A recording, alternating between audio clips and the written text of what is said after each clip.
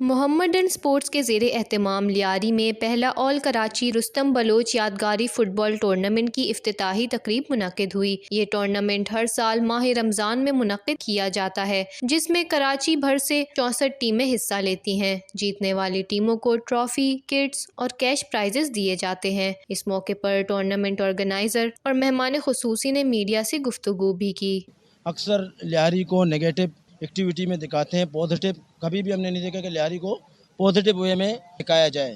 رات کے سویر ایک بج رہے ہیں تقریباً، آپ کے سامنے یہ عوام دکھ رہی ہے اور یہ ہر سال یہاں ٹورنامنٹ ہوتا ہے، مگر اس مرتبہ میں پرویز بھائی کا اور اپنے آپ لوگ تہ دل سے مشکور ہوں۔ ایسے یونٹ ہمیشہ ہوتے رہتے ہیں لیاری میں۔ فٹ بال ہمیشہ لیاری کو فٹ بال سے ہی جانا یا کرکٹ سے ہی جانا جاتا ہے۔ یہ ہر سال ٹورنامنٹ ہمارے پاس چلتی ہے 64 ٹیموں کا، اس میں ہم لوگ کیش پرائز بھی دیتے ہیں، ان میں ٹرافی بھی دیتے ہیں اور دونوں ٹیموں کو کٹس بھی دیتے ہیں کہ ہمارے گراؤنڈ دیکھیں کستہ حال میں ہے۔ یہاں سے اصل میں انٹرنیشنل بھی پلیئر ہمارے پاس نکلے ہیں۔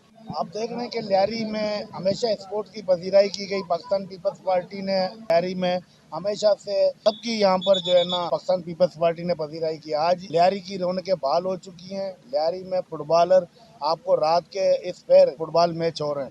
اس بات کی غمازی کرتا ہے کہ لیاری پرامن ہے۔ لیاری اسپورٹس کے معاملے میں اسپورٹس ایکٹیویٹیز میں لیاری انشاءاللہ نمبر 1 ملے گا۔ وش نیوز، کراچی۔